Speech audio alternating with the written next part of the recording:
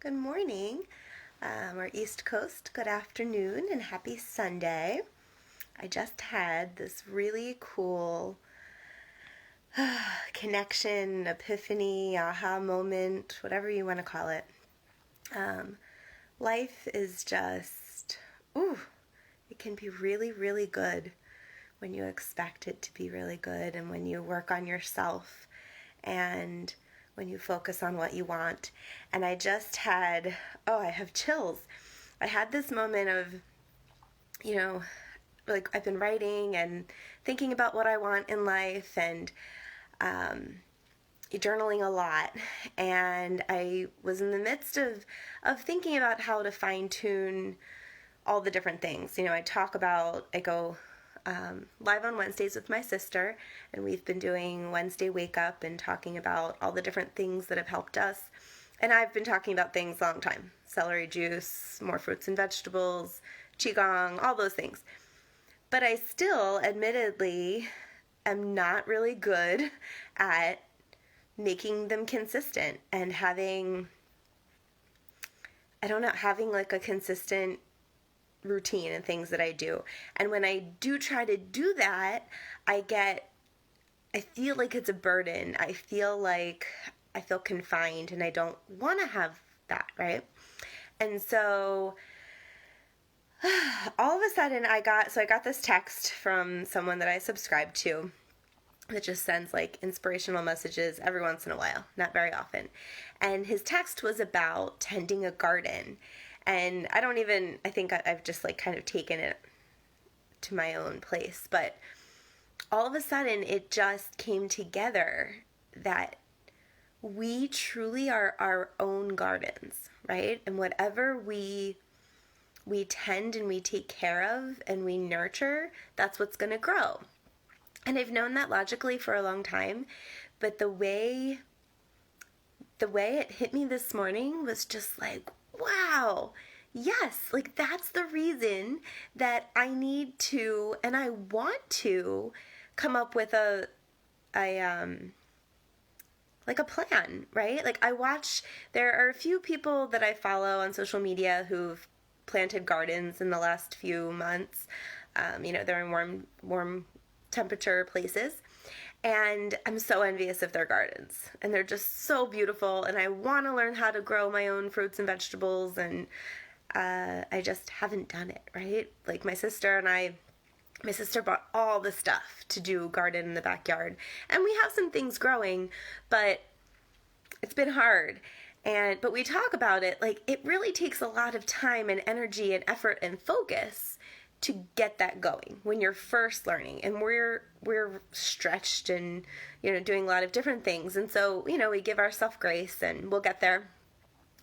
But if you really want anything to grow, then you need to find a way to put in that focus. And I feel like I'm probably going all over the place, but I'm also learning a lot about the masculine and feminine energies that we all have, and how the masculine is very like focused and get things done and make things happen in an orderly way, and the feminine is much more about enjoying it and nurturing it and feeling every little part of what you do. And I never knew about any of that stuff. And so putting it together and how we all have all of that in us, right? And when you balance those things I don't even know that balance is the right word, but when you realize that you need a little bit of both the masculine and the feminine energies, and that what you're doing when you're nurturing yourself is tending your own garden. Hi, Mom. I don't know, it's just like, yes, like I just got it. And there was another thing, I've always been very impatient.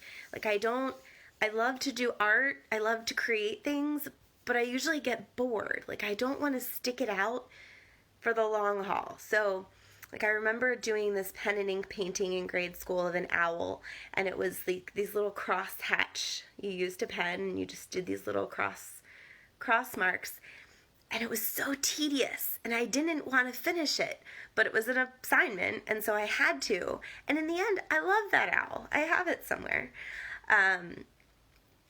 And but I haven't been able to figure out how to do that in my own life. Like how to stick with something until it's done, and then you get to reap the benefits of that. But the other day I saw something, it's just so, all these different things are coming together. I saw my niece Macy had a little piece of paper on the table, and it was just like a little notepad paper. But she's learning to write. And she, not with any actual letters yet, but every single line she had a little scribble. You know, a kid writing, not a scribble, but it was a tiny piece of paper, so it was really little. And I looked at that and I was like, wow, like she's filling up that page with her ideas. And when she reads it back to you, it's filled with ideas. But I looked at that and compared it to that idea of the crosshatch owl and how much work that is to fill up every single line. But with writing, that doesn't affect me. Like I fill up pages and pages and pages, and I don't feel that way. But I think I'm seeing it in a different way where, I don't know, there's something about the cognitive process. But anyway, I didn't want to go on this long, but I just see that connection. If you didn't see the beginning, I started off talking about life as your garden, and so I feel like I need to shift the perspective, I guess, in my morning routine or like my daily routines, like wanting to eat the certain foods that I know turn me on, and making sure that I get in 1 or 2 Qigong sessions a day, and making sure that I'm actually sleeping 8 hours-ish, because I know that that's what serves me. Like knowing what we each need, like what specific things, where I always used to just think like, I can't do it all. Like I don't know how we do it all. And you don't. You find, you know, there's every day might have a little bit of a shift, but I don't know. That idea of tending a garden and what it actually takes if you really want the broccoli and the tomatoes and the strawberries to grow, if you actually want to put those on your table and those be what you're going to eat and what's going to sustain your family nutritionally, you have to put in that work. And there's nothing different about your own body. If you want to reap all the rewards of a plentiful life, you have to put in that work. And it doesn't have to feel like work. It can be a labor of love, just like tending to the broccoli and tending to the strawberries. You're tending to yourself, to your heart, and to your mind, to your physical body, making sure you're moisturizing your skin and filling yourself up with fresh water. So, yeah, I'm a garden, and you're a garden, and we can tend ourselves just like we would want the farmer to be tending the fruits and vegetables and things that we're putting on our table. So I hope that this spoke to you in some way.